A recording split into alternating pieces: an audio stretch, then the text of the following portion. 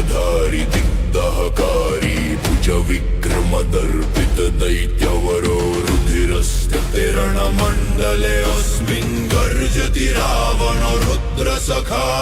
जय जय रावण देवोऽयं दशमूहो दानव भैरवः शिवभक्तो भीषणस्वरः।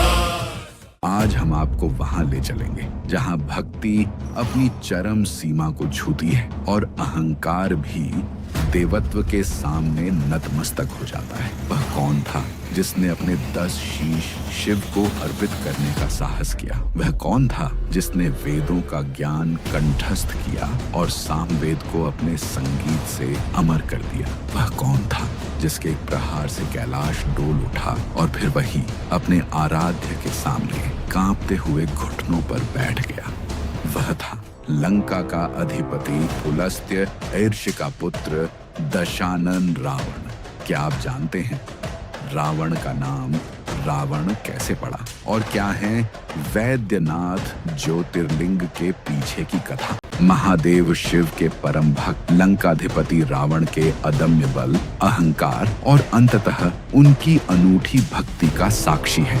रावण के पिता ईर्षि विशर्वा और उनकी माता राक्षस कुल की राजकुमारी कैकसी थी। रावण का बचपन में नाम दशग्रीव था। पौराणिक ग्रंथों विशेषकर वाल्मीकि रामायण और शिव महापुराण में वर्णित है कि रावण अतुलनीय शक्ति और ज्ञान का धनी था। उसने कठोर तपस्या से ब्रह्मा जी से वरदान प्राप्त किए थे, जिसके बल पर उसने तीनों लोकों में आतंक मचाया। मगर रावण का अंतिम लक्ष्य था अपने आराध्य देवों के देव महादेव को प्रसन्न करना। वह चाहता था कि शिव सदा के लिए उसके साथ लंका में रहें। इसी इच्छा के साथ रावण ने कैलाश पर्वत पर घोर तपस्या आरंभ की। वर्षों की तपस्या के बाद भी जब शिव प्रसन्न नहीं हुए तो रावण के हृदय में अहंकार ने जन्म लिया। उसने सोचा, मैं अपने प्रभु को उनकी इच्छा के विरुद्ध भी अपने साथ लंका ले जाऊंगा।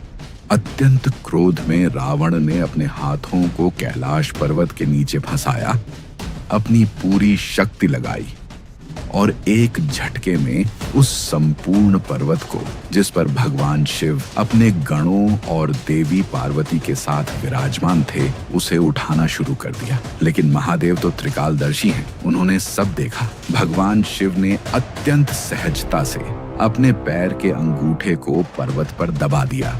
एक क्षण पहले जो रावण अपने बल पर ब्रह्मांड को उठा रहा था, अब वह अपने ही बल के नीचे दबकर कराह उठा। पर्वत का भारी वजन उसकी भुजाओं और छाती पर आ पड़ा। वह दर्द से चीखने लगा। यह चीख इतनी भयंकर थी कि तीनों लोकों में गूंज उठी। उसने दर्द को अपनी आवाज बनाकर शिव तांडव स्तोत्र की रचना और गायन किया।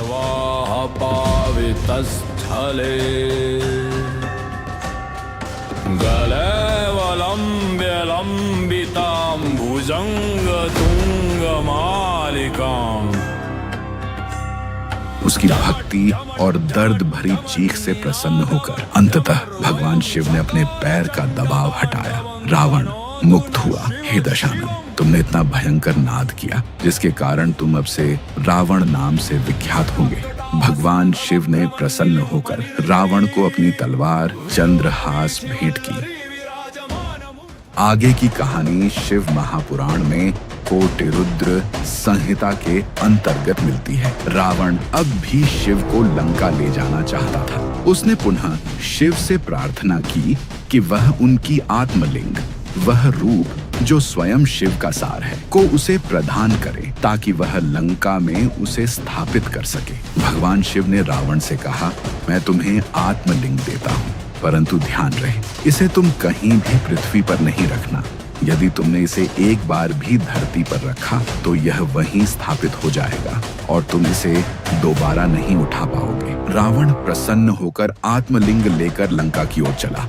देवताओं को लगा कि यदि रावण ने लंका में आत्मलिंग स्थापित कर दिया तो वह अजेय हो जाएगा। देवताओं की प्रार्थना पर भगवान विष्णु ने अपने सुदर्शन चक्र से सूर्य को ढक दिया। रावण को लगा कि संध्या हो गई है और उसे संध्या वंदन करना है। तभी वहां पर गणेश जी अपना भेष बदलकर एक चरवाहे बालक के रूप में आए।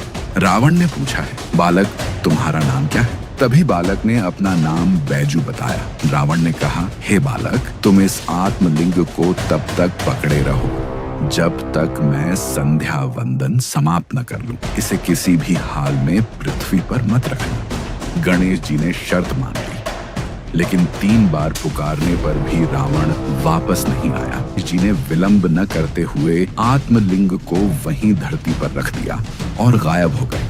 जब रावण लौटा तो उसने आत्मलिंग को पृथ्वी पर रखा पाया। उसने क्रोध में आकर उसे उठाने की बहुत कोशिश की, परंतु वह टस से मस न हुआ, लेकिन वह केवल थोड़ा सा टेढ़ा हुआ। यही वह दिव्य स्थान है जो आज वैद्यनाथ धाम के नाम से विख्यात है और 12 ज्योतिर्लिंगों में से एक है, क्योंकि यह शिवलिंग स्थापित करने वाले गणेश जी ने बैजू नाम के ग्वाले का रूप लिया था। इसलिए उस ज्योतिर्लिंग का नाम वैद्यनाथ ज्योतिर्लिंग रखा गया। परंतु उसके बाद रावण का क्रोध और बढ़ गया और उसने फिर तीनों लोकों पर विजय पाने का प्रण लिया। रावण के बल और शिव की कृपा का यह अद्भुत समन्वय हमें सिखाता है कि अहंकार क्षणभंगुर है, पर सच्ची भक्ति अनंत है।